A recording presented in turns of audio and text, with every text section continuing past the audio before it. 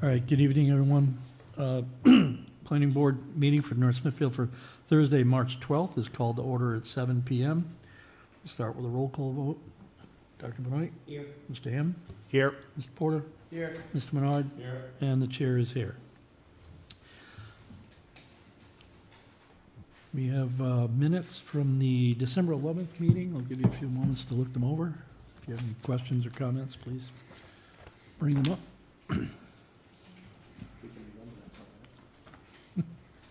It's true. It's been a while. I'll make a motion to approve the minutes as presented. We have a motion to accept, Second. and we have a second. Those in favor?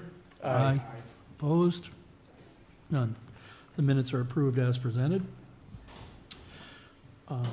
Next item, does any planning board member need to disclose any potential conflicts in the matters before the board this evening? I'm a director of audit to the Rankin application, so I will be accused and sit in the audience. Okay, thank you. Anything else? Disclosure and notice. Any planning board members need to disclose any ex parte communications about any contested or material adjudicatory facts or opinions concerning the merits of any application before the board this evening? Hearing none. Voting members, what you see is what you get. We got a 5-person board this evening, so everyone is voting. Okay.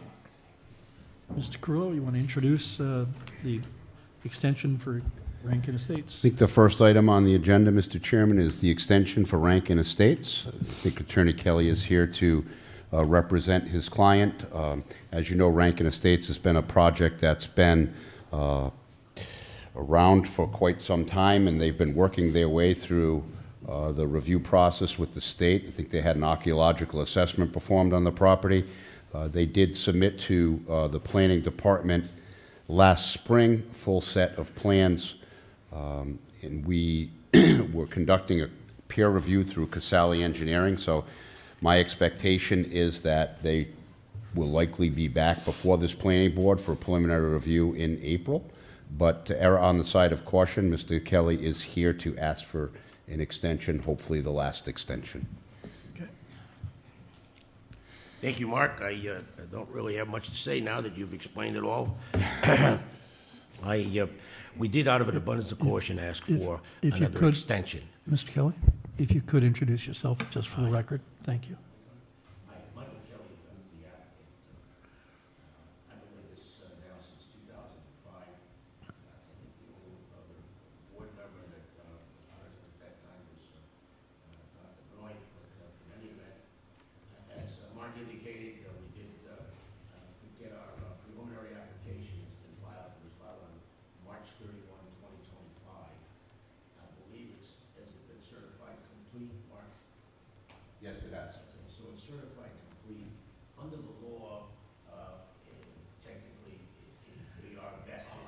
We don't need another extension technically, but out of an abundance of caution and out of respect for the board, we come in and ask for it just to make everyone aware of what the timelines are. So we'd ask, this is a 5-phase project. This first phase we're going in on now for preliminary.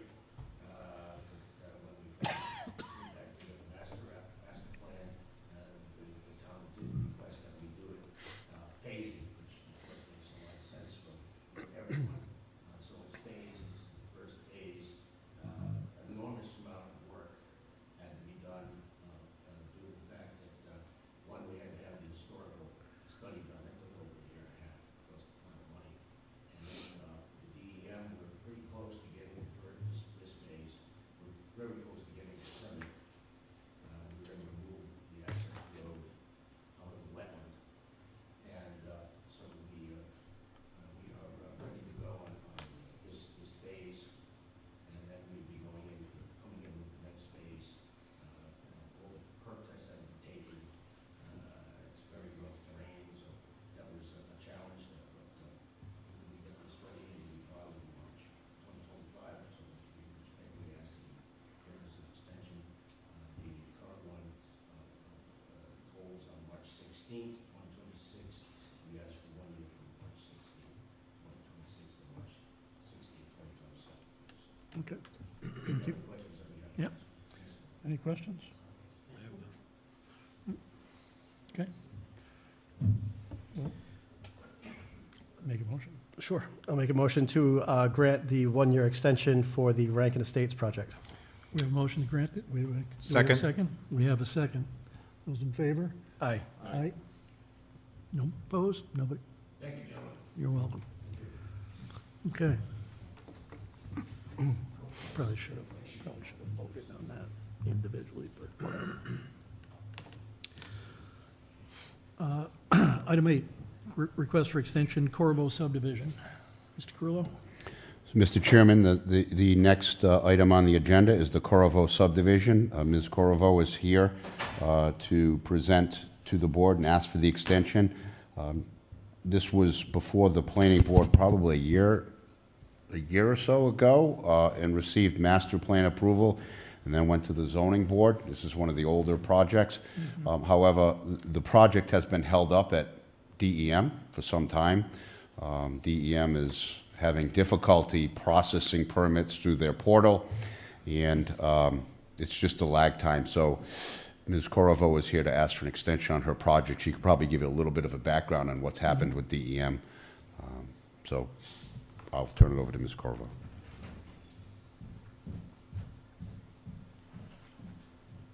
Good evening. Good evening. My name is Donna Corvo. Thank you for seeing me tonight. And we'd like to request an extension if we could. Like Mark said, it is held up with DEM. Not that there's any issue that they're seeing with our project. They just, during the course of our application, they went from paper to digital. They converted everything over, so that took some time, because I have been in communication with them over the course. And they've been very forthcoming with their communication and very happy to give me updates, but it's still in lag time. I did speak with, the application is in the final hands of Martin Winsick, I guess the big cheese over there, and he said that he did start looking at it, and he hopes to have it finished in a month, so, Okay. hoping. Any question? Any questions from the board? No? Nope. All right, well, thank you Okay. for that. Thank you. Take a motion to accept or not accept the extension. I'll make a motion to grant the one-year application, one-year extension for the Providence Pike project. Okay, we have a motion to grant the extension. Do we have a second? Second. We have a second. And I should have done this in the first one, but roll call vote. Dr. Yes. Benoit? Mr. Hammond? Yes. Mr. Porter? Yes. Mr. Menard? Yes. And the chair votes yes. So, thank you. Thank you, gentlemen.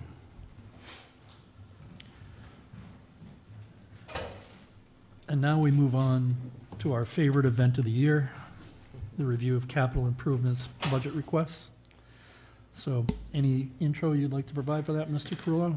So, Mr. Chairman, as you know, annually, the planning board is responsible for reviewing capital requests from the different departments to determine pretty much if they're in compliance with the comprehensive plan. I've provided to the board a spreadsheet, which basically has all the departments that have responded. For your information, I've given you an updated spreadsheet. I know it's going to be very hard to read. However, just recently received, in the last couple of days, updates from the police department with regard to tasers. The actual amount of the request has increased because of the increased cost for the product. The fire department is submitting on behalf of EMA. Normally, there's an EMA line. However, the EMA director retired this year, and the fire chief has been kind enough to volunteer to step in as the acting EMA director, and he went through their information and their equipment, and he's making a request. So I just included that under fire because Okay. you know, it would be the chief or someone from the fire department representing them.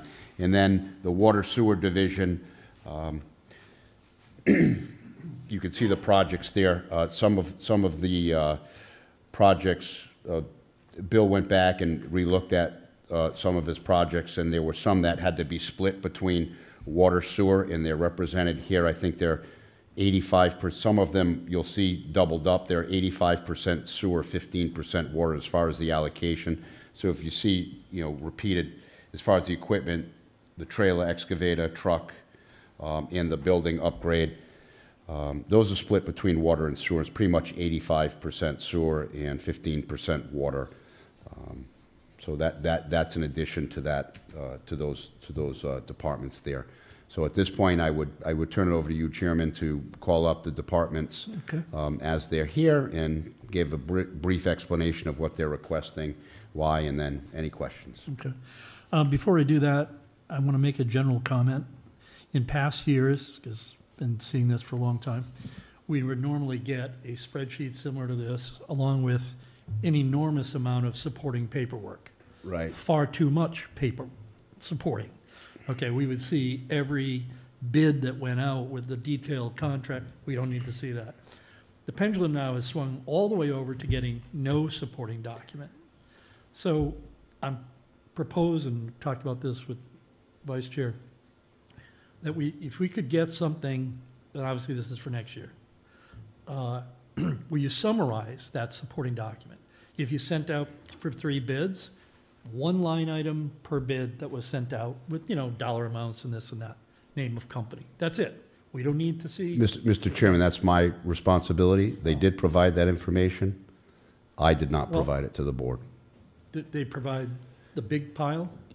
I don't. Well, I don't think. it's multiple sheets of, I would say planning has plenty to do. I think each department could summarize it. If you want to provide a I format. will That would create be a helpful. format for Okay. the summary. That would be. Just so we could have yeah. that. That way we have, that's all we need, right? This is, this is executive level thinking, so it's summaries, right? Bullet items, that'd be great. So with that said,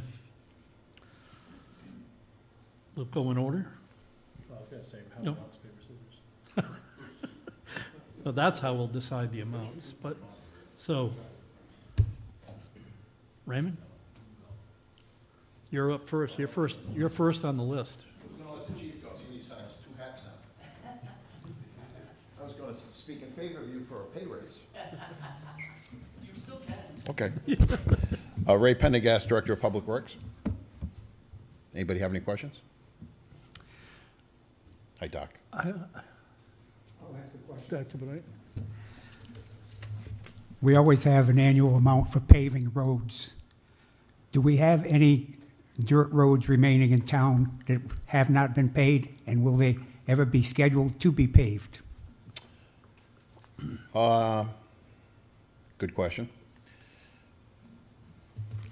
I would say the first unpaved road is Rankin Path. We also have a couple of roads that are not public roads. They're private driveways / roads. What about Comstock? I thought that was all paved. That's all paved. Yeah. It's all paved? Yeah, I believe it yeah, is, right down to, yeah, I believe it is. Okay. I'll double check that I for haven't you. been there in years. Last time I went, there was some I know- unpaved. I know it's paved at both ends, because I Yeah. drive by At both both ends. ends, yes. It's whether it's paved in the middle, I guess, would be the question. Well, in the middle is a paper road. Right. But Right. I believe both ends are taken care of. Yep. Is there another one that I'm missing? And Rankin Path is, as you well know, a questionable road to begin with. We maintain it because building permits were given out to people in years past. As for paving that road and reconstructing it, that's a whole other legality I think we're going to run into. So that's not on our top list as of right now. Thank you. I'd like to comment on some of the items here. So for example, the 3/4 ton pickup. I see 2 amounts. You got an amount for this year and an amount for 28, 29. Is other things as you have, like for the heavy equipment, spread out over multiple years, rather than the old way of just putting the cost of these really expensive things in 1 year, right? Would it make sense on any of these others, the 3/4 ton, the 1 ton, or anything else, to spread it, spread it over multiple years? And, obviously anticipating when you expect it to need to be purchased. But then even putting in some in the years after, because it has a life expectancy, the spreadsheet doesn't go out far enough, but you might as well be putting some, if you have a $90,000 vehicle that lasts for 10 years, put 10,000 a year, just automatically, But so is that applicable to these? In some cases, the pickup trucks, we don't have as many, but one or two of them are in a dire need of being replaced, and that's why those are the first year and the third year. The one tons, we're in pretty good shape, but we have one that needs to be taken off the road probably this year. But I put that into the second year because this year is kind of bulging at the seams. But you'll notice a little further down, halfway down, the six-wheel, which is our bigger truck. This past year, two Peterbilts, I want to say they're 2016 to 17, I believe. Their expectancy, we've spent a ton of money on repairs on these. For A, you can't get pots, and when we get the pots, they're like 4 months down the road. But those are our two oldest trucks, and that's why I kind of specifically put that in for this year and for next year. I've been working with finance. The administrator and the finance director have been dealing with the town of North Kingstown and other municipalities where we're going to be presenting to the budget committee a different rollout for trucks or any of equipment where leasing as opposed to owning, a leasing program. Kind of knock these big numbers down and work off that. So that's presently in the finance director's lap. So we're hoping to have something summarized for that for the budget committee. Okay. The only big difference I have in the capital this year is I've moved over the road improvement out of operating to capital, which is over $5,000. It probably should have been moved years ago. So that 1.5 million is into the capital this year to continue the road improvements, which are in dire need of improvement. But is that to spend $1.5 million this year? In next fiscal year, yes, starting July 1st. Okay, and that's not supported by any bonds or referendums or any of that stuff? It's entirely out of the No. town's pocket? Does there need to be an amount, though, for the future years to spread it out? Because Absolutely. you got to do it every year. Right. I'm not going to really get too deep tonight, but people get a little nervous with the B word, bond. So that has been discussed with myself and the finance department, where maybe in the future, we might have to bond like we did back in 15, I believe it was. We bonded for $2.5 million. Prices are escalating, and we know they're escalating even more as we speak. So this was the beginning part of it, 1.5. I'm still sitting on some money that I'd like to spend by June 30th, but we got to get a bid package out, get that going. We already have like 4 streets ready to pave, so Okay, we've got a lot of streets to pave. But all right. So, anybody have anything else for Yeah. DPW? Ray, how much money were you allocated last year for because I see a couple repeat items on this or carryovers from last year that didn't get funded for. so if they're repeats, that means you can get funded. Well, but I'm just curious, as a whole, what was the total amount that you had requested and then what council ended up getting? No idea. I Do we don't know? have that in front of me. Okay. No, and then Pacheco Park entrance, I had a question on. I know a while back Tom Kravitz had worked to do some engineering plans and everything like that. Is are those engineering plans still current? They're up to date. Okay. And then does that factor in any grants that have been applied for the Pacheco Park entrance? Because I know the rec committee had gone forward for a grant at one point for the Pacheco Park entrance. The rec committee? I believe so. I'm not aware of that. Okay. A rec committee going for a grant? I think what you're referring to, Jeff, is the town applied for a grant that Yeah. was presented to the rec committee for their review and approval. Yeah. And so that grant was for a upgrade of the whole facility, including the access, Okay. new playground, Yep. walking trail, and parking lot upgrades and drainage. That grant was for $500,000. Okay, If we receive it, our match for that is over $300,000, and some of the match money would be okay, so that's, the Pacheco Park entrance money and some other money that Ray had set aside in reserve. okay. So No, that's good. So the whole project, I think, would be $800,000 or $900,000 in total. Sure, yeah, I know way back in 2016 or 2017, whenever Tom put that forward, it was that 290 amount, so I just wanted to make sure that we're getting the right amount there. We've had Casali Engineering update that figure. Okay, great. And then for the Scouters Hall improvements, I know Scouters has been under review for a couple different architects and a couple different committees. Is there an exact plan for these two $500,000 line items, or is that just for general building maintenance? I would say to go off the report that was generated, Okay. show the deficiencies in that building that fall short of demolition. Yeah. Well, I just know that that report came back at about 3.5 million, so we're still quite a bit short there. We could put in for the 3 million if you want. Yeah. And then my other question that I have for you almost every time that these come through is, do we have an overall building maintenance line item for buildings like this, the town barn, any other buildings that we have throughout the town? Under operational, there should be some maintenance lines. Okay. But we got nothing for like an asset review study or anything like that? I would believe that the asset management group is trying to put something together, but until I see, we've talked about a facilities manager. Yep. I don't know where that sits, so. Okay. Yep. Anything else? Anybody? Okay. Ray, when you take something out of service, do you turn it in when you buy a new truck, or do you simply sell it in open market? If we can salvage something out of it, we do. If not, we put everything up for public auction. Some things we can save, but some things I just can't safely put back on the road. I think it all depends on the equipment that we're talking about. Do these numbers reflect any kind of credit that would be obtained from a trade-in or a sale? They do not. I would love to see that back end come back to me somehow, but the auction numbers go into the general fund. General fund. Thank you. That's interesting. I find it interesting every year. Yeah, one would think they're tied together. Ours is not the reason why, apparently. So, I know. Right.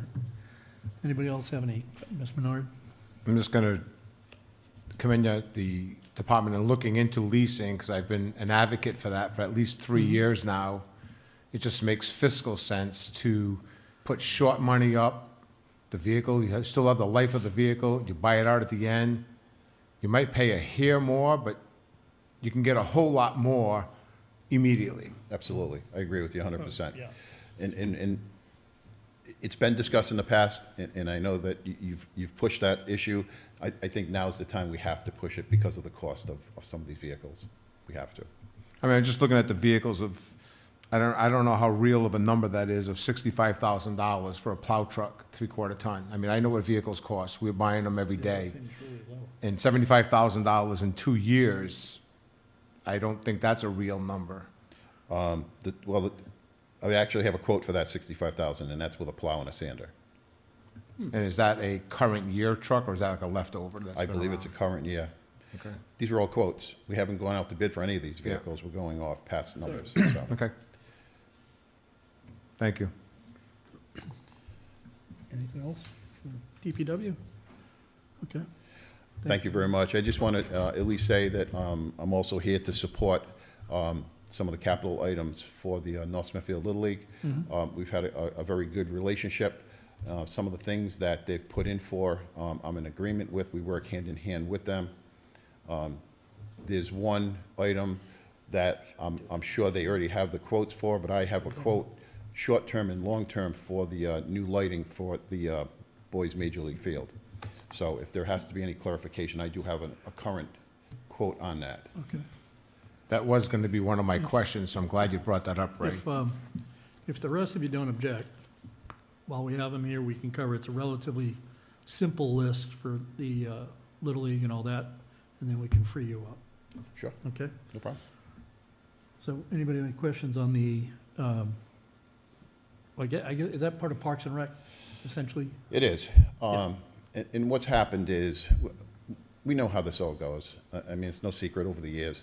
All recommendations are made. It gets to the point where it gets to the council and everything gets pushed off except for maybe one or two items. So I think what's happened is the Little League has taken upon themselves over the last few years, Jeff and the board, to put in for some very important issues that should be addressed so they don't get gobbled up with my highway, water, and sewer divisions, so that Parks and Rec a little bit can stand on alone. You'll notice that most of these items, there really isn't, aside from Scouters Hall, which is kind of a standalone, any Parks and Rec issues. So I've kind of let them put their, and I'm not going to use the word wish list because it certainly is not. We're talking safety in some cases on certain things, but they know what their needs are. So instead of having them come to me and put this document together, I feel that their firsthand knowledge is very good. We work hand in hand, and for the most part, I approve on almost everything that has to go through there. At the end of the day, whatever is given to us by the council, I have to put that through my department anyway. So at the end of the day, I'm going to have my hands on it. Okay. But we work very well together. So I just wanted to, I've reviewed it, and there are some things that we work together with and we work out. So we'll see what we can get. Okay. Any? No? Yeah, I mean, I don't know who's going to. Eric? Okay. I'll be like Eric's side cap right now.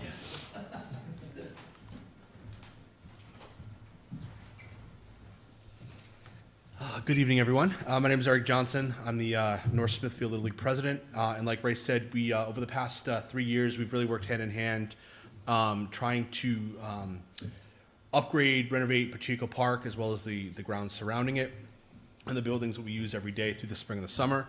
We service about 250 kids every summer, all the way through. I think we ended in like Thanksgiving last year, so it was a really long but fun season. So we are asking really for about $26,500 of capital funds, and we're spreading that out through a number of different ways to help support and maintain what we have. We have renovated 3 baseball fields over the past 3 years. And through those renovations, we do need to maintain and upgrade them so they remain safe to play. Over the years, with 250 kids playing on these fields almost every day through the summer and spring, divots happen. We need to fill the field. We need to level it off so that a player who gets a ground ball doesn't take it in the teeth. We are currently upgrading our T-ball field so that the first field that our youngest players get to play on will be immaculate.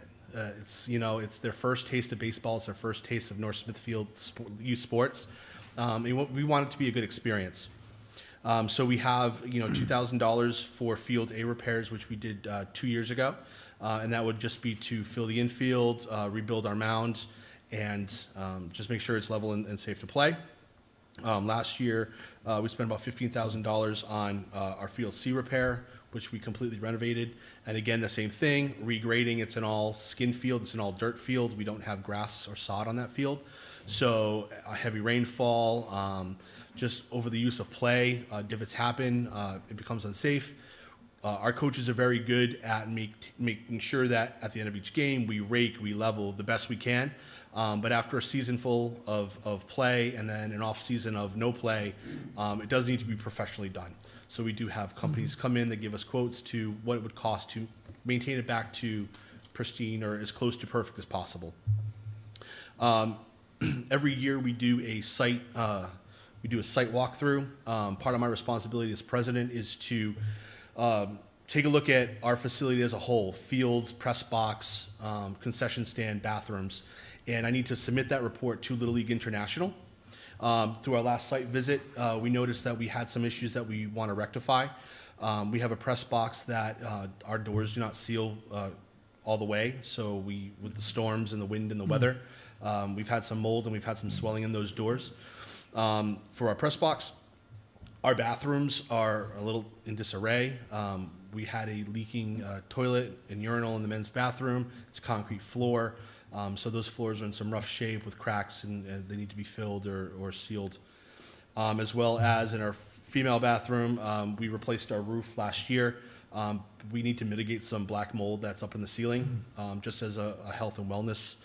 Just so, again, you know, we want to leave the field better than we found it, and we want to continue to be a gem of North Smithfield. Between Ray, Parks and Rec, and the Little League, we've put a lot of blood, sweat, tears, and time into making this field the best it is, and we don't have that many fields, so we want to make sure that, you know, the kids who are playing on them have the best, right? And then really it's just, you know, Ray talked about lighting repairs. Part of my site visit is also to look at the lighting and report any lights that are out. So we do have a light out in right field. These lights were put up in 1997. So when the light was out, I reached out to Musico Lighting to just kind of start a conversation as to what can be done to get that light replaced. The bulb itself is about $100 shipped. To have them come out and change that one bulb was about $4,000 for labor and trucking. 7,200. So that was last year, because I have the quote from last year. So I know Ray's been in contact. I reached out to the gentleman again today just to kind of get an update, as I knew I was presenting today, and I think that the big number was like between $105,000 and $115,000 to completely renovate all the lighting and put them to new state-of-the-art LED lights, which would be a good investment as well. We're not asking for that whole 115. I know Ray and the Little League will be working together on that and continue to get quotes. But for this year, we are, like I said, we're looking for the 26.5 to just kind of maintain what we've done, upgrade what we can, and then in future years just continue to make Pacheco Park the best baseball complex, you know, this side of Rhode Island. So, any questions? Okay. So, Ms. Menard, did you have something? You kind of answered my question on the lighting, so it's just, and I know that expense is tremendous. That's my industry. The equipment, the labor, the manpower is minimal. It's the equipment that it takes for that person to get to the top is astronomical. So my suggestion in looking into LED, and I don't know if it's a program in Rhode Island, but I know in Massachusetts we work together with energy management companies, energy companies, that similar to, I'm going to use the word RISE, so everybody's familiar with RISE. It's on that same principle where they get these rebates. It's not a free deal, but it's a minimal cost deal. So something you might want to look into for that full upgrade. Sure. And I know we did price a field in Taunton. There was not Musico lighting, but it was LED upgrade. So, I mean, Musico has its own thing. It's its own. I think we went through Musico because they're kind of like the Little League's kind of lighting company. They know the standards. They know what is allowable, what's not. They've got to be a certain candle, you know. So they're kind of like the professionals in the field, and this is just kind of me dipping the toe into, okay, what's this going to cost? Through my conversations, you know, if they're saying they were put in 1997, they're all going to be pretty much at the end of their life. So if we want to host tournaments and we want the field to be safe, it is something we're going to have to look into, because I don't want to answer that phone call where little Timmy got hit in the head with a baseball because there was a light out and didn't see it. So, you know, it's part of that too under our insurance. So it's just Yeah. Eric, how much did you get last year? we got so we asked for probably about 25 or 30,000, and we received nothing. Okay. Now, I'm going to ask this, and Ray and Mark jump in. If this money gets allocated, that's going to be their fund, not going to be blended in with any DPW, correct? Good question. No. 2 years ago, when they get their funds, correct me if I'm wrong, it was 10,000 or something like that. That money was right for the Little League. Okay, For the needs that they asked for. perfect. So last year, It was listed in the Parks and Rec as our own line item, but it was listed for. Okay. I didn't take it for another thing. No, but to answer your question, Jeff, last year we came to the meeting as well. Yep. We had gotten the 10,000 2 years ago. Last year we came with the same kind of thing. We were looking for field renovations, and we unfortunately didn't receive any. In fact, we weren't even part of the line item. So even folks that didn't get any money, at least had a zero. We were not in the line item at all. Okay. So, just to answer your question.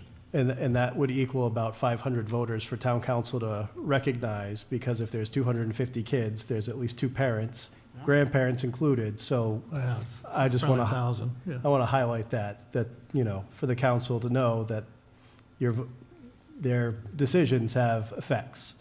I also want to applaud the 3 of you that are here tonight, because I know how much hard work and effort and heart that all 3 of you put into that game. I'm on the sidelines watching you guys when my son's on the field, and you guys are just fantastic. So you got, not only is Pacheco a gem to this town, the 3 of you putting your volunteering your time and your efforts, you guys are also gems for this town. So I just want to thank you guys for all the time and effort that you do put into that, because it pays off.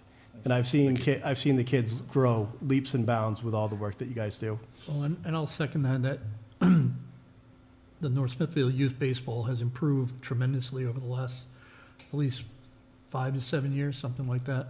And it's because of the effort and attention you're putting into a focus on the kids, focus on player development, player safety, all that kind of stuff. It was sorely lacking, and now I think it's helping rejuvenate the sport, which is my sport of preference. So, my son went through it years ago, but he's still playing college ball. That's awesome. So, if I could add one thing, I'm also happy to see this line item for something, and I know I've talked with Ray about this over the years, is finally putting in a full-size field, there, so that you can play. So you can play senior little league. So you can play. You can even rent it. That can be a moneymaker, because there are amateur leagues. I've played for them. That need places to practice. Even American Legion, juniors and seniors, they're always looking for places to practice, and they'll pay to rent it out. They can practice during the day if it doesn't have lights, whatever. But so the kids don't fall off the cliff after little league. Now they can play, 60, 90. And they can play forever. I don't know if you're familiar with men's senior baseball. Oh, sure. Yeah, it has categories for each decade of age, including one I can still play in at 68 years old. Nice. And, as well as RIMA, if you're familiar, that's another baseball league that's run en masse. I think that's a great thing. So I'm assuming that's going to be, So that's kind of like the dream goal here. We have one 60-90 field available in town, which is the school. It's not really available. It's not that available. I run the junior senior division, and we finally, Arthur was one of our members. He's not one of our members anymore, but he kind of moved on. But he had a couple of teams for junior senior division, and it kind of faded away a little bit. And so we're starting to revive. I finally got a team, and we're going to compete this year, but we only have the high school field to use. And I've just been told basically that the high school field is going to be a moot point until maybe the end of May. Again, drainage issues that they're talking about. No, I tried for years to use it when I was coaching Legion, and I could never get a response, for one thing. A few times we showed up and we practiced until we were kicked out. But hopefully next week we'll meet with the AD, and we're going to go over what we've always done. It. We've always done when we had junior seniors teams. We waited until the high school middle school team was done, and we'd use the field after. I just need it for one night a week and maybe a weekend game. But for the field, that's a guesstimate out of this world. Yeah, I was going to say that's probably not even close. I was going to say it seems a little low, but yeah. But the other thing I'm thinking, Ray said he was going to do it by hand, so should we save start some money that way. if it's something, and hopefully it is something that is supported by town council. But again, on that, should you start by putting in 30,000 this year and 50,000 next year, and then build up towards it so that people are allocating for it rather than looking for big chunk all at once, you know? Because they won't plan for it. They won't plan for it. You're talking about putting a hold on Yes. it year after year? I Yep. mean, Same I as they just do been for the told trucks as and I other just sit equipment. upstairs with the HDC. Granted, it's not capital funds I'm looking for, but I've had monies that were saved over the past 3 years or so. I got like 8,900, and it's gonna go away this year unless I use it. So I don't know how long that will last, Well, but it's a good idea. I'm not Right, disagreeing it's with you. been successful for, I believe, for fire, police, and DPW, right, Yeah. to allocate. I know where Jeff's going with this. I think what's happening is, and correct me if I'm wrong, Mark, but they're trying to get away from the reserve situation. If we're allocated X amount of dollars, we should be spending those dollars in that fiscal year. And there's a lot to that. I kind of agree with that. What's happened is, whether it be through bidding or the delivery of a six-wheel truck that takes a year and a half to get, that's how my reserves kind of would play out. In this case, to say 50,000, 50,000, 50,000, we'll be talking, I mean, I'll be long retired by the time they build that field. Yeah. But I think the point that the finance department's trying to get away from is reserving accounts where, let's put the money in here and here.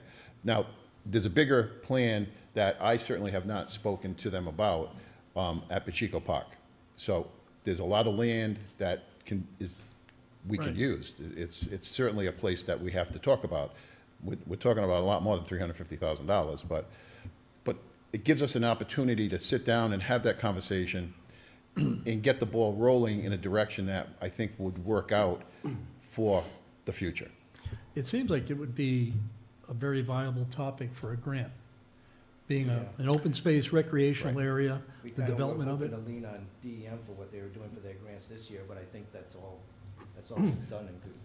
Yeah, I think that starts in the fall, Mark. DEM grants.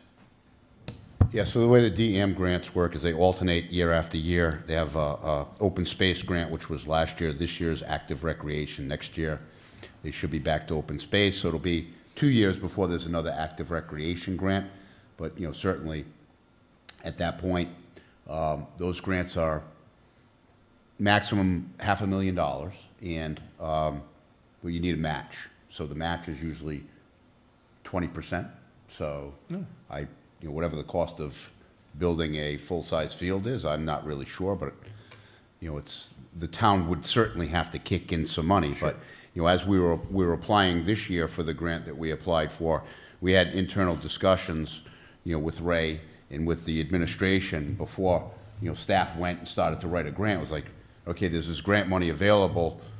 What can we use it for? What's the vision? And, oh, by the way, we need to have the matching funds, and that matching fund has to be programmed in the budget for the grant year. So that would be a conversation in 2 years from now that, you know, if the league wants to apply, I'm certainly happy to assist in writing grants for something like that. But we need to get together and make sure that the matching funds are there and we follow through. So. And we would love the help because I mean, we're the feeding system into our middle school and high school teams. So if our players don't have a place to learn and develop, what's the high school, middle school going to do, right? So. Is there any other questions, comments from the board? Dr. Brodeur? I'd just like to know how many kids are participating in your Little League program? So right now we have over 250 kids, ages 4 through 15. So our numbers have grown. Ages 4 through 16, our numbers have grown dramatically over the last 2 years. I think we're kind of out of the COVID bubble. Right now we have 8 T-ball teams. We have 6 what we call coach pitch teams. We have 4 player pitch teams, which is our minors division, and we have 2 majors teams and a juniors team, which I think we've added somewhere around 5 new teams since last year. So this is Lou, our player agent, so he has more. I'm Lou Macarone. I'm the player agent who tracks all of that. Yes, this is the most, in the last 5 years, this is the most teams we've had. And over the last 5 years, we've increased participation. That's great. Every year. Well, I know it had gone. Yeah, we had one considerably, majors and team last year begging other towns to play us. We had 3 AAA teams we had 6 coach pitch, and I think it was 6 T-ball last year. So like Eric said, it's a little bit of coming out of the kids participating again after COVID, but it's also we're an attraction now. Other towns are noticing Pacheco Park when they come to play. They're like, oh, this is a nice field. You guys are doing a good job. But yeah, because we're fundraising and we're putting money and effort into. And they can walk to get Upgrade. great pizza. Yeah, that's right. It's a great complex. It reminds me of where I grew up, where you go to the baseball field. There's a couple of fields. There's a playground, and families go and they spend 5 nights a week there. With the older brother plays one night, the younger brother plays the next night, and families are there as part of the community. Yeah. Dr. Benoit? One more question. Who's in charge of the girls softball, and is that a very active program? So Mark Fasano is in charge of the girls softball. Little League we do not have a Little League softball team here in North Smithfield. Probably about 3 years ago. Softball split off to do their own thing. They had more competition, more teams. So they are through USA Softball now. But we still partner up. We still do a joint opening day. We do joint pictures. They are still part of the North Smithfield sports. We'll call them that. Mark and I talk, every week. We plan together, and even though they're not under the Little League umbrella, they're doing an amazing job. They have players coming out of the woodwork, and they're going to do amazing things. Yeah, they play virtually every night Yeah. during the week. Mm-hmm. Yeah. What field do they use? So they use the softball field over at Pacheco Park. Thank you. You're welcome. So Mark Fasano has certainly picked up the ball with that program in the last few years. We work very close with him. What we're doing is we're throwing some operational money into the Meadows softball field, which takes care of men's softball on Sundays and express football and cheerleading kind of like midsummer, fallish into the winter. I've been a big proponent of 2 fields that are underutilized in the summertime, which are the high school fields. I coached with Gary for years. I've been at this since Scott Quinn ran the junior program years ago. I've gotten into bank vaults quicker than I've gotten appreciated at the high school. That girls' softball field is never used all summer long. Nice. And it's a travesty. And I think that with the new administration of the school department, I think that we could work something out where the girls would have another additional field. They use it a little bit, but there's really low maintenance on the field. I can't bring my people in separate unions. They get a little touchy with that. I think that we can all work together so that the girls have a few fields to go with. So that's just to give you there is another additional field that they play their games at the Pacheco Park girls softball field. I'm hoping they get more time at the high school girls field, as I hope the junior program gets more time at the boys field, which has been rehabbed in the last few years. And with that, somebody just made the comment, if it was Lou or that's the field that the kids, when they go to middle school and high school, play on. Yeah. So there comes a time where these kids need a field to play on. So I think a little more cooperation will get there. It's taken a long time, but we'll get there. Thank you. Thank you. Anything else? Any other questions? I have a question for Roland. Roland, could you give us some names that we might be able to seek some lighting, other lighting? So I'm a project manager estimator. So I obviously deal with MUSCO to get the value of the equipment. Okay. And then it can be whatever's needed. So you might have to bring in a crane and a boom lift. Right. So you're not just bringing in one piece of equipment. And a crane is about $3,000 for 4 hours for that size of a crane. Mm-hmm. So there's where your dollars come in real quick. Yeah. So you work exclusively for MUSCO? No. Oh, I ran my own business. I got acquired. I am now a project manager for another company. So do you have any other? It'd go out, there is no one contractor that just does that. Okay. So the suggestion would be to reach out to either local electrical contractors or put your feelers out through other teams and that might have, we've used Okay. whatever. Okay. And they, I'm sure there's somebody that is more proficient in doing it than, anybody can do it. but it's a matter of, if it's gonna take me 5 hours, to somebody that did it many times, it's gonna take them 3 hours. Yeah, So you end up with a cost savings sometimes. right. We'd also be interested in learning if there's any master price agreements, any shared services contracts with other towns.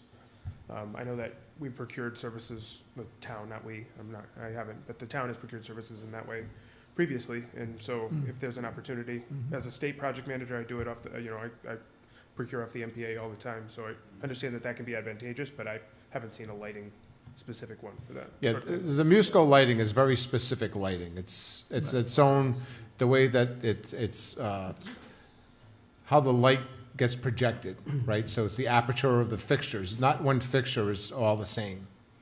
So you might have one that has I'm going to use simple numbers. You could have a 30-degree beam, you could have a 60-degree beam. And that depends on how wide and how far it's going to project. And Musco engineers all of that. So you pay for that. Well, like Eric said, it's just who Little League recommended to us, I believe, right? Yeah. It basically, when we reach out to Little League, okay, how do we get this fixed? They send us to Musco. Yeah. But if there are other contractors or other... Musco is the only company that I know of for sports lighting. Okay. Thank you. Okay. Thank you all. Here, I'm thinking I was going to ask the fire chief if we could borrow one of the ladder trucks and have you go up and change the bulb. I called unions, training exercises, like the IBEW guys, training exercises. Yeah. It's not, we weren't sitting waiting for somebody for the lights to fall out of the sky and get into the pole. We did a little due diligence, tried to be creative. You might want to check with Woonsocket what they use for Reno Field, too. That just got done. We had bid on that, so that's all Yeah. new that they just did. It's nice lighting now, yeah. That's all Musco product. Oh. Okay.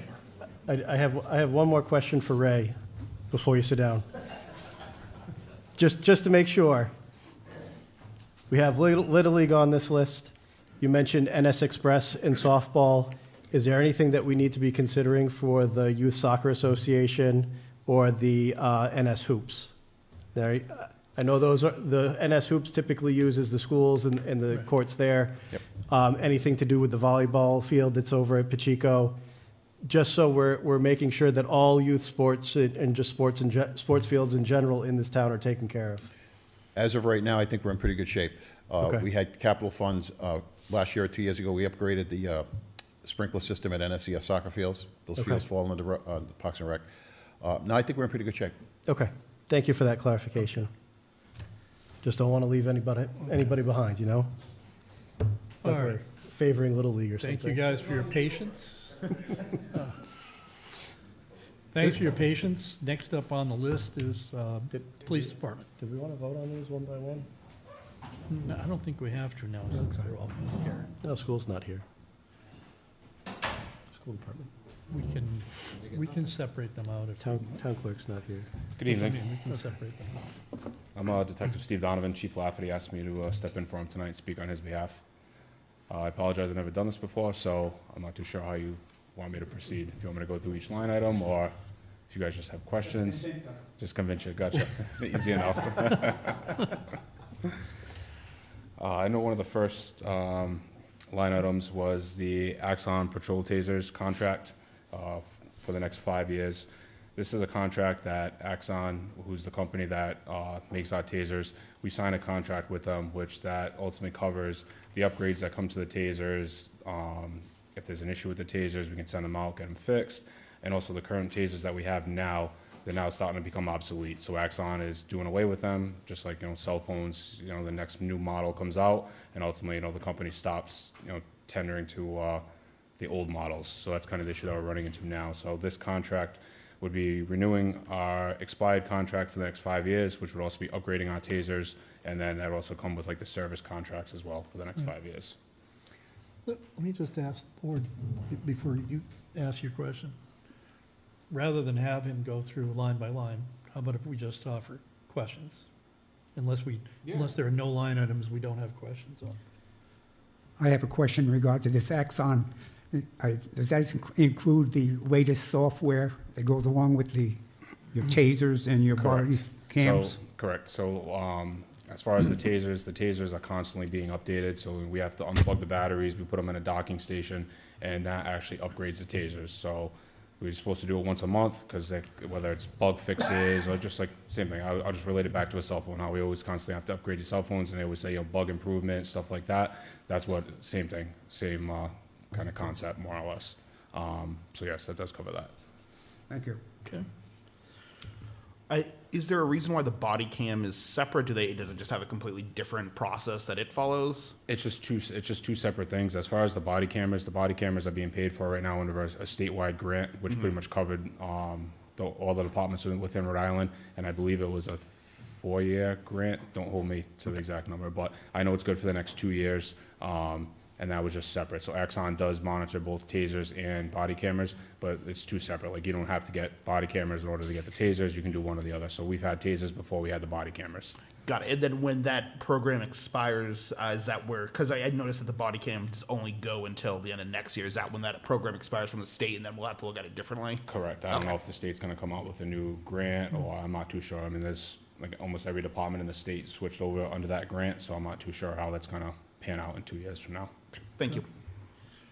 Any other questions? Mr. Menard? I always bring it up about vehicles. So my question, and you probably don't have the answer, but it's pretty consistent for 2 years, and then it chops down, and then it goes back to that number in 4 years, then it chops down and chops down again.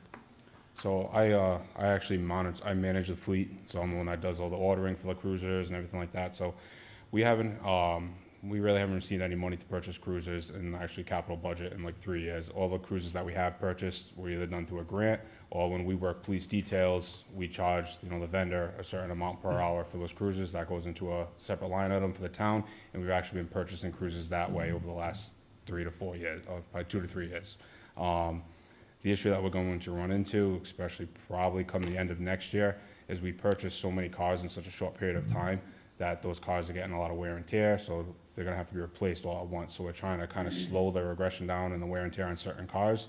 Currently, I have 4 cars now that are teetering right around that 70,000 mile mark. When you compare the 70,000 miles to idling hours, it's probably like a normal car that probably has maybe 120,000 miles on it. When you look at the wear and tear aspect of things. So if we order a car in the summertime, I'm probably not getting that car until April or May the following year, just once the whole process is done. So, you know, those cars that have 70,000 miles on them now, this time next year, they'll probably have 90,000, 95,000 on them. So it's just replacing those older cars. So I know we did 3 for next year, or 3 for this current budget, 3 for the following year. Then obviously we'll drop it down to 2, and then 3 again, just because the way the timeline of when we purchase certain cars, we're just trying to predict of what those mileage might be, in a course of a couple of years, if that makes sense. Yep. Okay. So you at your own discretion for purchasing, or do you have to go through the town finance department? And the reason why I'm asking this question is, and again, bring it up again, I'm beating it down of leasing, where you get so much more for your bang of the dollar initially, and it's gonna be the same expenditure in the long haul. So I deal with Tony at town hall all the time when it comes to fleet, just because a lot of times, whether it's repairs or whatever, it doesn't always kind of pan out, or it's more money than what was either projected, whatever it might be. But as far as when it comes to ordering cars, I always go through Tony, and then obviously I have to go before the town council to get it approved. We do go off of the master price agreement list, because there's really only 2 vendors that are within driving range near us to actually get the cars. All the cars usually are purchased through 2 different dealerships in Massachusetts, and then the upfitting, which is like the lights and all that stuff afterwards, there's really only 2 to 3 companies near, like close by for us. And when I say close by, I'm saying I'm driving like an hour away to drop off some of these cars. So when it comes to, I've never ran into the issue with leasing. I've never actually been presented that offer with leasing. I don't know if that's even an option for police vehicles because of the amount of wear and tear and damage that happened to them. I know it's an option with like police motorcycles, because obviously it's a lot less damage that could potentially happen to them. But I think at least with like police vehicles, it's never, I've been doing it for 7 years with the police fleet, and it's never once ever been pitched to me from any one of the dealerships or the upfitters. I've dealt with numerous other agencies with like their fleet managers, just to kind of pick their brains on where they go, who's the better company, X, Y, and Z. I've never heard of them leasing vehicles. So it's just never been presented to me, at least in that aspect of things. Yeah, no, it's a tough, the wear and tear is tremendous on those vehicles, so. It is. They take a beating. I mean, when you look at a car that's 2, 3 years old, it's kind of falling apart. I think 2 years ago, I'm not sure if you were here, but I think we lost like 3 cruisers that winter. And accidents. Through accidents, yeah, and we couldn't get vehicles because it was right after COVID and the surplus was down to nothing. Yeah, and I ran into that issue like, well, 2021, 2022, it was just, yeah, they're like, oh, you order a car, okay, well, that car's on order, we might see it in 9 to 10 months from now. Yeah. And that's just actually physically getting the car, never mind how long it's gonna take to get the parts for like upfitting and everything like that. I mean, leasing, if that is an option, I understand the cost aspect of things, which would probably be lower. But again, it's just never been proposed to me in my conversations with either the dealerships or the upfitters. All right. Do you have anything? Jeff? We've hit every line item except for the license plate readers, so I'm gonna ask a question about that one. Is that just simply like a plug-and-play situation, or does that get included into the outfitting of all the different cruisers? Just because I'm wondering if you're looking at replacing some of the fleet right now, if that's gonna be like a camera that's suctioned on the windshield and that reads the license plates, and then you can pull it off, put it into the next car that you get. I know it'll be permanently mounted in the car. Okay. But I've had plenty of other things that have been permanently mounted on the cars, and then I try to recycle stuff as much as I can, whether it's radios, computers, whatever it is. Okay. So I mean, if it is permanently attached to a car, it might have to be taken out by an installer and then reinstalled into a new car. All right, but they're reusable. Reusable, yes. Yeah, okay. Yeah, it's not like particularly to that one only car. Sure, It could be okay. transferred from car to car. No, that's great, thank you. Dr. Benoit? How many vehicles in your fleet and how many officers do we have?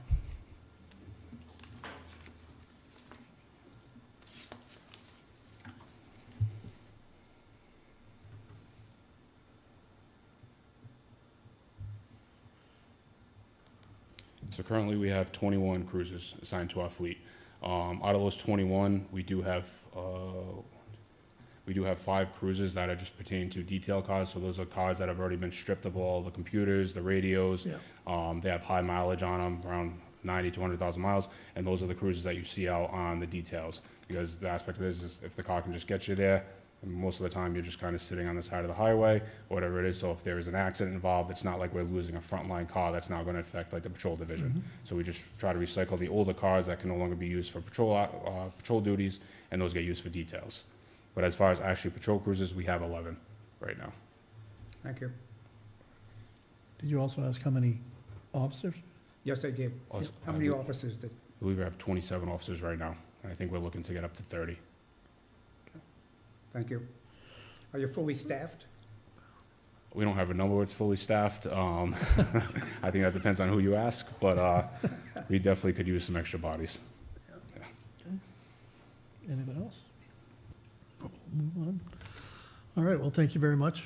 Thank you. I All right. appreciate it. Have a And- good night. We'll move on to the fire department. And EMA. Fire and EMA. Yes, fire and EMA. Fire and EMA, please. As long as you have both hats with you, that's good. Good evening, Dave Chartier, Fire Chief.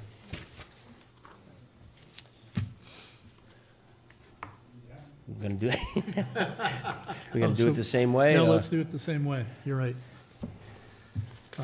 Questions from the board for the What- fire and EMA chief? What kind of CAD software is your fire marshal using? Yeah, that's what. No, this is the computer-aided dispatch software. Oh, okay. It's in our Oh, dispatch. thank you. Yeah, it's in our dispatch center. All right, I'm Yeah. glad I asked. It's called Symposium. Okay. Yeah. Because I was gonna say, that Autodesk is a lot cheaper. Yeah, no. For your This fire is- marshal to this be is a looking at computer-aided plans. dispatch for the dispatch center. All right, thank you for that clarification, chief, I appreciate it. Chief, I'm assuming the PPE is a constant replacement is, upgrade? yes. Because they have a shelf life. Correct. PPE has a 10-year shelf life, so we're constantly having to rotate it through. Currently, my program is 6 years, and then I start purchasing another set for the guys. So there's about a 4-year span where they'll have 2 sets. So if it gets contaminated at a fire and they come back, they can get into a new set while the other set is being laundered. Plus, that also covers if we get new hires, like right now, I have five people that just started in the fire academy on Monday, so I'll need to buy them 5 sets out of this current fiscal year. So, yeah, so that's gotta be a recurring expense. Okay. And it, like everything else, is an insane amount of money. You know, it goes higher and higher and higher, you know, every year. I know it's not a line item, it's just a general question. Are you fully staffed? When these guys come out of the academy, we will be. There you go. All right. You know, No pending retirements? no, not right now. We have some that have their time in, but I haven't been told that they plan anytime soon. No whispers of exit, huh? No. On the replace rescue line items, the first one is 15,000, then it's 110, 75, 72. Yeah. Could you kind of explain that discrepancy? Yeah, that, I haven't changed those numbers in a few years, and here's why. The finance director and I and the town administrator are trying to figure out a way, because these numbers are so skewed, because there's no way, we don't even generate enough money in the third-party billing to be able to purchase another fire truck. Fire trucks are over $1 million now. Right. We're working together to try to figure out how we can fix this gap and get that money so that, you know, whether it's the town's half that they get, we've got to do something to figure that out, because if I put the accurate numbers in there, there would be, there'd be no money, you know? But it does have replace engine 2 twice. Where's that? Engine 1? No, engine 1, engine 2. Yeah. Oh, I'm rescue sorry, one. it's rescue 1. Yep. Okay. Rescue 1 and Yep, 2. my bad. The My next fire truck to come up that's due to be replaced would be engine 1. I believe that's in 2033. They're on the engines are on a 12-year replacement cycle, and rescues are on a 7. Okay. But even at that, with the wait times, it blows that out of the water. Rescue 2 was due for replacement last year. The delivery time on that is 2.5 years, so we're almost a year into it. So. Okay.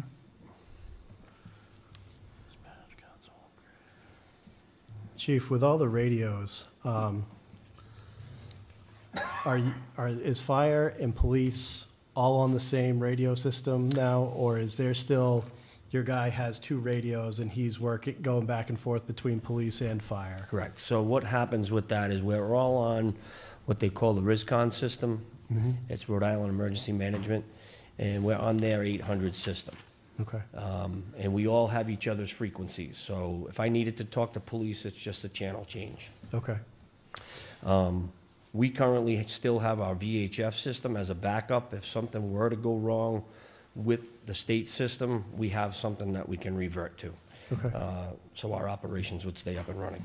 And then I'm going to assume that the EMA desk mount radios and the EMA portable radios, those are still same 800 system? Correct. Yeah, we're Just a different channel? exactly. Okay. Yeah, every community has what we call local banks, and it would be your police and their channels, fire and all their channels, and they have a town-wide channel, and EMA channel, a DPW channel, you know, so that goes in your first bank, which would be your local bank, so everybody can talk to everybody.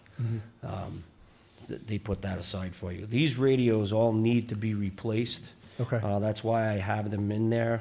Some of the models that we're currently using, both EMA and fire, are coming off of the RISCON system as of June of 2028. Okay. They're older model Motorola radios, so we need to start planning for a replacement now, so when they take those offline, we've got some way to communicate. Okay. So you're not using the old ham radios to communicate back and forth? No, Okay. no. Tin cans went out. Perfect. Okay. Thank you. Any questions, Dr. Benoit? It The doesn't- SCBA, if you notice that as well, that's something, self-contained breathing apparatus, those are gonna be coming due. They're about, in 2028, they'll be at about the halfway point. There's a 15-year shelf life on those. So, unfortunately, those are at today's prices right now. I did increase them by, I believe it was 5% across the board, but that's probably not even close. But each one of those, an actual apparatus comes with a cylinder, and then we need spares. We have 18 of them, so we need 32 bottles. And I want to try to get those, phased in, because we bought these units with the cylinders all in one shot. So now we want to start spreading them out like we did with the protective clothing. So everything's not all due at once. Mm-hmm. Good. Dr. Benoit? I have a question, doesn't pertain to finance. Do you still use the Maori Tower for some communication purposes? Well, all of our communications are up there, but they're not on the tower. They're in the state radio building that's up there. So because we're on their system, they let us use the building to put our repeater in there and our VHF equipment, and the municipal fire alarm monitoring equipment is also in there. So that was a home run for us, because now it's out of the weather. It's at a controlled temperature all the time. There's no risk of any, getting wet or anything like that. So, we've had a great partnership with the MA.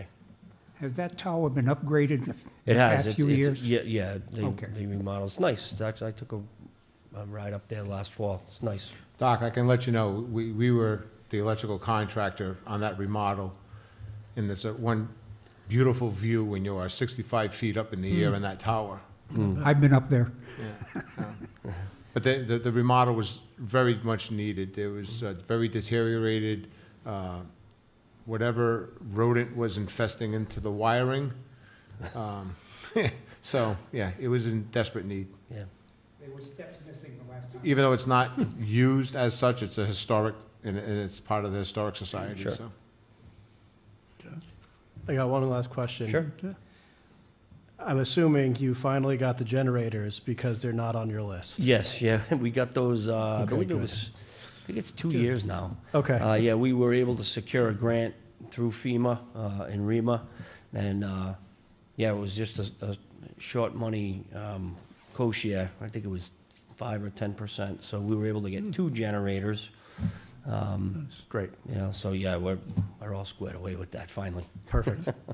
Thank you. Anything else from the board? All right, Thank you, Chief. great, have a great night, thank you. Thank you. Who else is, what other departments are represented here? Okay. Okay. Heritage is next.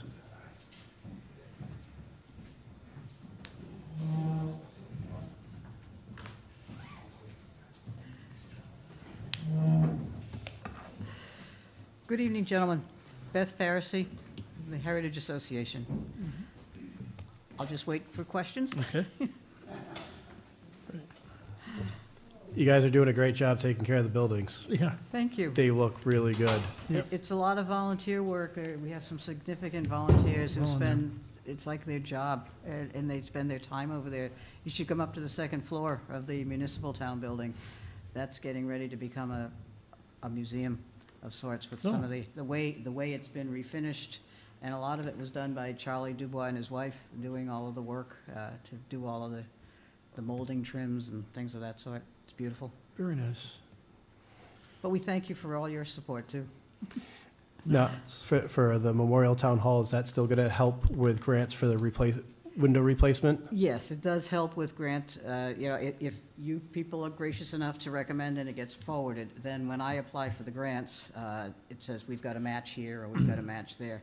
The 2 windows that you all paid for this past year, in the windows as big as these, that was $20,000, but that enabled us to get a $38,000 grant from Champlin to do the 8 second-floor windows, and then the 2 on the front.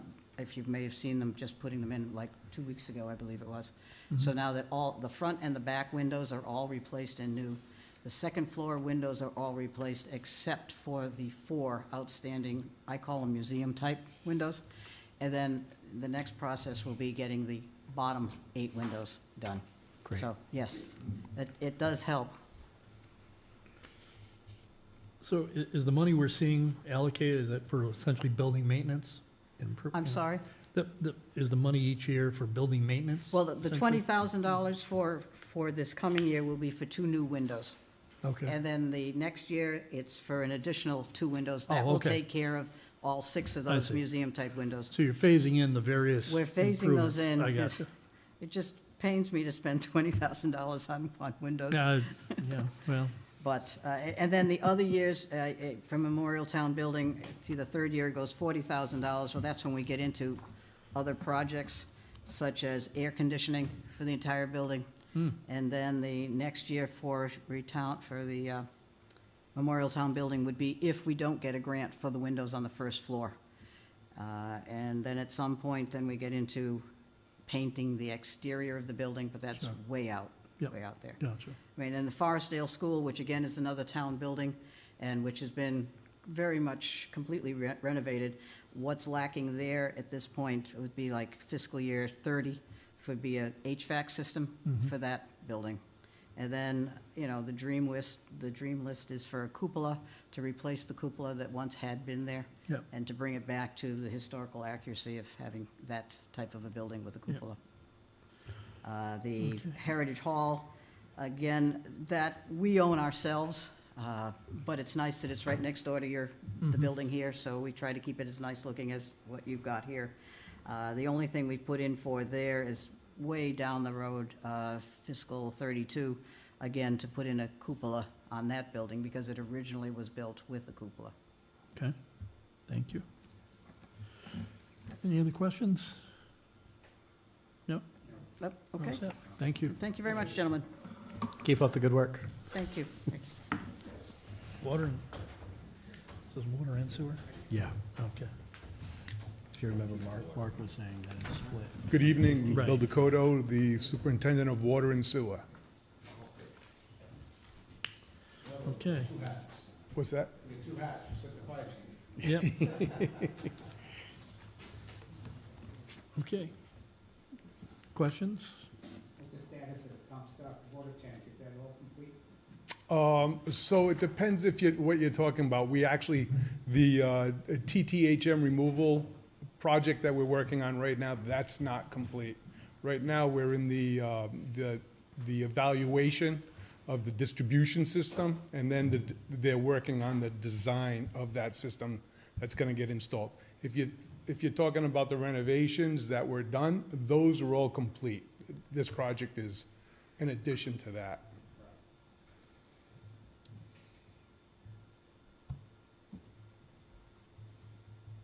What's the status of pump stations? So pump stations right now, they're under design. Right, and Pierce is working on that. We're moving up on 30% design on that project. I have a meeting with them on Monday to visit some of the sites just to go over a couple of little fine things that they're gonna be looking at. So it looks like construction on that could be beginning of 2027, probably, the actual construction shovel in the ground. We're looking, maybe, we're optimistically thinking January, February shovel in the ground on that project. Thank you. Similar to what was asked with Mr. Pendergast, for the heavy equipment of the excavator, I know it's not coming up till next year, but is that something we're looking into potentially leasing rather than buying? So that's kind of like a wish list item. So what right now, this year, we added an extra person. We would actually need to get another person on there to actually utilize this equipment. So when I first put this on, the intention was to see if I could, get the extra person. So right now, at the garage, we've got 3. So we've got the new one this year, and then we have 1 person in the office, the water and sewer coordinator. So, I mean, to actually be able to use this equipment, my thinking is that by doing some of the stuff in-house, we could respond to it a little more quickly. Like, we have no problem with emergencies, we can get contractors, we have a highway we work with, but for day-to-day repairs and things like that, being able to do that in-house, I think would be a good benefit for the water and sewer department. Taking care of manhole covers, just like general things like that. So that's the reason for that. So, you know, will this come to fruition? It may not, but it really depends on whether or not we can get that extra employee. Thank you. Yep.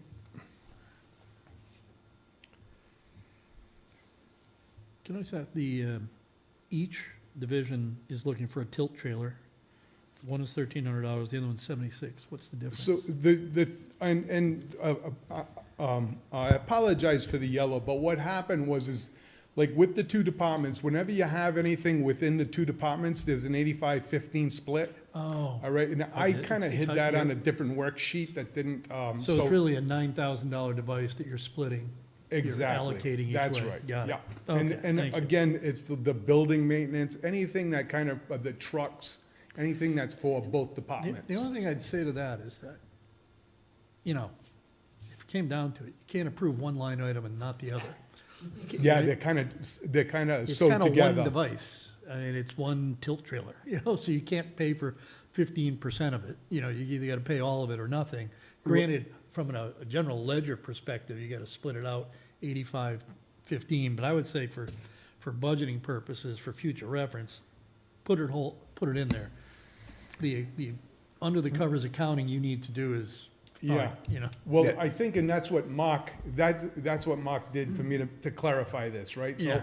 I had it hidden on a separate page, but right, when I do a purchase, and it can be anything, right? It could be, Yeah, it could be tires for the truck. If I go get tires for the truck, it's a 15-85 split. Right, but that's, Right? yeah, that's So general ledger stuff. And that's the way it goes, yeah, right. Okay, great, thank you. Mark, is there a way that we can recommend that the two I mean, they effectively work together, sewer and water. But they're enterprise funds, right? They're enterprise. So they have to be kept separate. You can't commingle the. Well, no, Well, no, revenue. At this but in level, the they future, though, could they become one No. department under the same? Oh, I don't believe so. Yeah. Okay, No, interesting. That's the nature of the enterprise fund. So basically, you can't have the sewer ratepayers paying for water improvements. Okay, Right, and so, yeah, the water revenue goes right directly to the water department. That's the way Sure, that's okay. set up. gotcha, yeah. So- all right, that clarifies things a That's true, bit because you have a more. lot of people that may have water, but they don't have sewer. So, And Or vice versa. Vice Right. versa. It's like me. And Mr. Chairman, to address what you were talking about, we were talking about a little bit different things. I think next year, if there's a water sewer project, right? And Bill sent me this stuff recently, and I was trying to fit it into the format that we have. I think we'll add a third column, water sewer, right?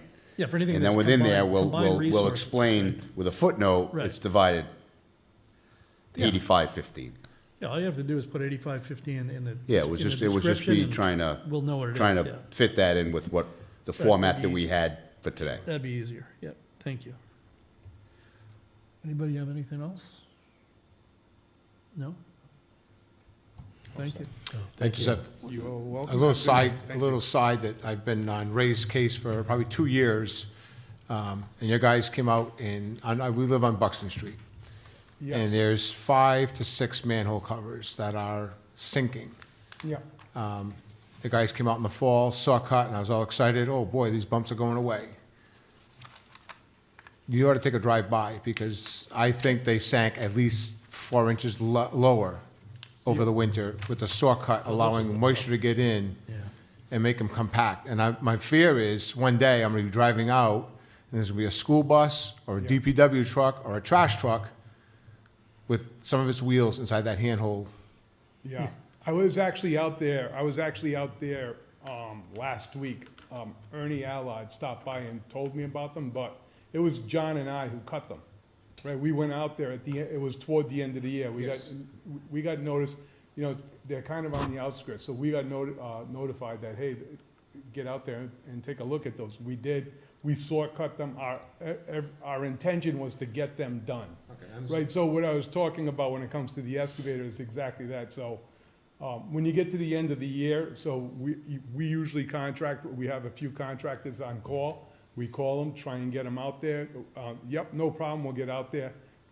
The end of their year speeds up, they're taking care of their customers. Understood. And so I actually did have a conversation with our contractor, I believe it was Monday or Tuesday.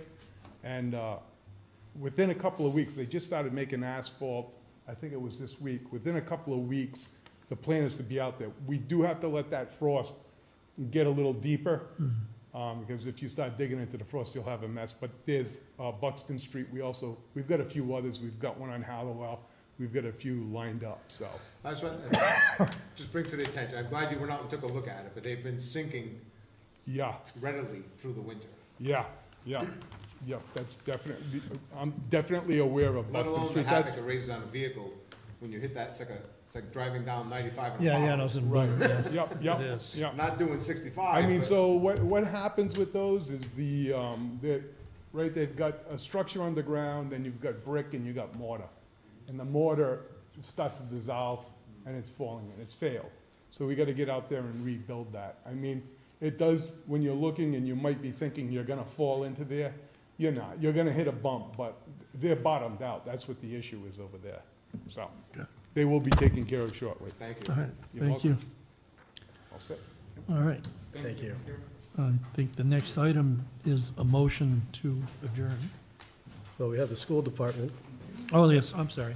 So, We also have the finance and the town clerk. I'm sorry, I wanted to bring this up, thanks for reminding me. So, Mr. Carullo, we have no one here to answer our questions in a couple of areas. So this doesn't make sense for us to ask those questions. So the school department did call today and said that they would not be able to make it this evening. Their only request was really for the $200,000, which is their continuing program through RIDE for building improvements. What that includes, I don't know. And anything in the future, it was explained to me that those were cost estimates. They would go back and revisit those, and they would be working with RIDE to find out what the cost share is, and those numbers would be adjusted moving forward. So we can treat that as a single line item. Yeah, I think the only thing they're looking at is the 200,000. Is that what it is? Yeah. Yeah, as of now. Yeah, the 200,000, because that's part of their ongoing building improvements, and that's the match for the RIDE All right. program. Then next year it jumps up to like 10 million. Yeah, 10 million, right, is an estimate for roof replacement. Roof and HVAC, yeah, but- For a couple of buildings, and as I mentioned, they will not be submitting for 10 million next year. They're going to get together with RIDE and find out. Okay. So it's not, yeah, it doesn't make sense to even talk about that. Yeah, I would just focus on the 200. Okay, But there's building maintenance line items. so, well, I think that should be noted, that, you know, that we're limiting our focus only to that one line item. Right. Not to imply that the future years are approved or whatever. How about the copying machine for the finance? Can you Yeah, speak so to that? so the copy machine for the finance department, I can explain that, Mr. Chairman. That was included last year as a capital request, and it was approved. However, the finance department was not able to go through the process to procure the copy machine, so that's a carryover from last year. It was to be purchased last year, now it's to be That- purchased yeah, but this year. That and the machine for the town clerk's office. Town clerk's office was. Those should be leased items. I. Leased and automatically replaced. So, We have one so, like it. so ironically in- enough, I in said, my why office. aren't you leasing your copy machines? Because then they get automatically service upgraded. They service it, they also get automatically upgraded every few years. I have one in my office, yeah. It's a no-brainer. It's like a Not- not $22,000 that's the device. same thing. It does everything, it'll print and fold paper, it'll do all this stuff. But you don't, yeah, I So That takes care of the don't little think it league. should be Are there- bought. I don't think it should be bought. are there 3 copy machines at town hall? Like Yeah, so there's one in the clerk's office, which is large and old, okay. very old. There's one upstairs in the finance department that is similar. They're high-volume, high-velocity copiers, scanners, and fax machines, for whoever uses a fax machine anymore. But the clerk's office is beyond its usable life. the one in finance is towards the end of its usable life. They do have a maintenance Perfect time to contract reach on the one upstairs, I believe. I think the one in the clerk's office doesn't even qualify for maintenance contract anymore. But, you know, to talk about those copy machines, I did ask the exact same question. Why aren't we leasing these copy machines? And then they just, after 3 or 4 years, or whatever that number, you just replace them, and you have a That's continual, you know, cost terrible. in your operating budget, not in your capital. Right, but we'll be happy to provide the company that my company works with. They do a great job. They with gotta get 3 bids. maintaining. They gotta get 3 bids. But that can be one of the We'll give it, bids. that could be one of them. It's just a Get 2 more. recommendation for one of the bids. Some of those leasing programs, the toners are included as well, so there's no cost. Yeah, They come right. out and just make, once a month or whatever, they come out and refill your toner. Exactly. So, It's a no-brainer. can we, So it sounds like we're axing those 2 line items before we make our recommendation. well, I think we should ask them and say, make the we say they recommendation should that be leased. they should be leased, not Absolutely. necessarily That's- ax them, but basically Well, say yeah, that. And say, you yeah, know, we'll those Put it in two- the approve, put it in the operating well, budget. we'll approve it Yeah. as a leased item. That we won't approve it as a purchase, you know? I mean, it's just, At a fraction of the cost. yes, yes. Yeah, we could take care of, you know, quite a few And items it- on this list And it with the balance out, you know, 37,000. cash flow, all kinds of things benefit. This is where, That would make sense. this is where you want That to would be make like sense to run it like a business. business. Yeah. Okay. So does that complete the list? Believe so. Yep, Um, it does. So if we could, and if you could make note, especially on the ride thing, that's the only line item we're talking about for the school department. And- Obviously, we covered everything else. And not for nothing, but, you know, all the department heads have been respectful enough to show up and present their case this evening. Yeah. The past couple of years, the superintendent has not come to these Yeah, I don't know if he was meetings. here last year. He was the So year I before. understand he's retiring this year, but maybe we can have a conversation with the incoming superintendent that we'd like to meet him. Yeah, you know? send someone else if you can't make it. Yeah, like the to- chief did, Right. So- the police chief. So I know there are some folks that seem to think that we're just here to rubber stamp this. That's not the case per the charter. If it was, it would take 5 minutes. And if it's, if anybody knows the charter right now, it's Yeah, me. It's you, yes. That I agree with. So, okay. All right, so what do we need to do? Make the motion with the, noting the changes that we've said? I'll make a motion that we recommend the 2026, 2027 amounts presented by the various departments here this evening, noting that we also recommend that the copy machines under the finance department and town clerk's office be leased items.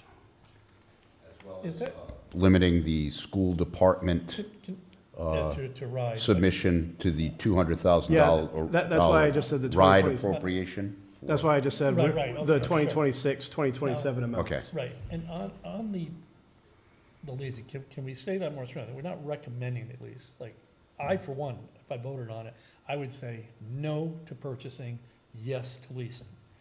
You want me to make that a separate motion? I would like us to say that we're approving it, those items, sure, we can either say we're not approving those 2 items as presented, but we would approve for them if they're leased items, Well, right? do we, because we also made recommendations to DPW for leasing their equipment. Should we But that's- have that separate, though? That's a different, that's a way more complicated and difficult thing. I think they'll look forward to it. Okay. But these are. I think from the, I think from A the, copy machine could be here tomorrow. I mean, copier printers that have been leased for like the last 30 years. I mean, this is easy, you know? Well, I didn't know from like a voting procedural standpoint. Chairman, I would suggest maybe remove it from the capital budget Yes. and then recommend for a lease in the operating budget, both finance and There we clerk's go. office. Perfect. That's So perfect. just say, Okay. So that- moved. See, So the then other thing is that I'll amend my motion. process they have to go through for those vehicles That- is different. The planning board recommends the 2026, 2027 amounts as presented, with the exception of the finance department and town clerk items, which we recommend to be placed as leased items and put into the operating budget. There we go. So that's my motion. Okay. Second. And we have a second. So, roll call vote, Dr. Benoit, Yes. Mr. Hammond, Yes. Mr. Porter, Yes, Mr. Menard, Yes. and the chair votes yes. we have a subdivision. Right here. Thank you. Oh, there's a, We have a subdivision oh, yeah. for information. Yeah, that's an FYI, right? Mark. Mark's got a subdivision. Well, we do have a subdivision you should get to provide an update on. Yeah, it was a minor administrative now under the state statute to create one lot out of that 52-acre parcel. The developer had initially come in and was requesting to create 4 lots. And when we were referring that, and that would be coming to the planning board, we were going to require them to install a cistern, because at 3 lots, you're required to have a cistern. They withdrew that application and just submitted this for 1 lot. Okay. No. Second. Those in favor? Aye. Any